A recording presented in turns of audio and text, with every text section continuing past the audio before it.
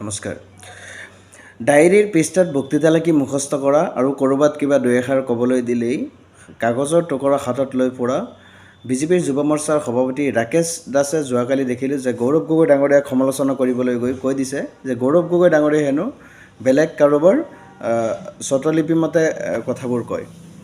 ৰাকেশ দাসক সোঁৱৰাই দিব বিচাৰিছোঁ যে গৌৰৱ গগৈ ডাঙৰীয়া এগৰাকী উচ্চ শিক্ষিত, লগতে তেওঁ তিনিবাৰৰ সাংসদ তথা বৰ্তমানৰ লোকসভাৰ বিৰোধী দলৰ উপদলপতি আসনত অধিষ্ঠিত হৈ আছে।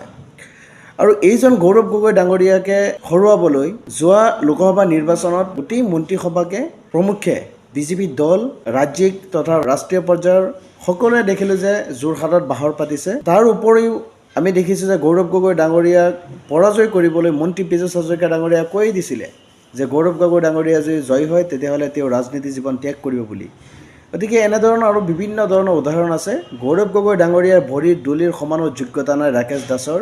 গতিকে যোৱাকালি যি ধৰণৰ মন্তব্য তেওঁ আগবঢ়াইছে সেয়াই প্ৰমাণ কৰে ৰাকেশ দাসৰ জ্ঞানৰ নমুনা। ৰাকেশ দাসে মনত ৰখা ভাল যে গৌৰৱ গগৈ ডাঙৰীয়াৰ এটা নিজস্ব এটা সত্তা আছে, গৌৰৱ গগৈ ডাঙৰীয়াৰ নিজস্ব এটা কণ্ঠ আছে আৰু নিজস্ব এটা বিচাৰ আছে গৌৰৱ গগৈ ডাঙৰীয়াৰ। গতিকে সেইগৰাকী উচ্চ শিক্ষিত ব্যক্তি এগৰাকীক বেলেগ কাৰোবাৰ কিবা এটা ক'ব লাগিব বুলি মই নাভাবোঁ। সমান্তৰালভাৱে ৰাকেশ দাসে এইখিনি ক'ব বিচাৰিছিলে যে গৌৰৱ গগৈ ডাঙৰীয়াই হেনো বেলেগ ক'ৰবাৰ পৰা কিবা এটা শিকি তাৰ পাছতহে কয়। এইখিনি ৰাকেশ দাসক মই মনত পেলাই দিব বিচাৰিছোঁ।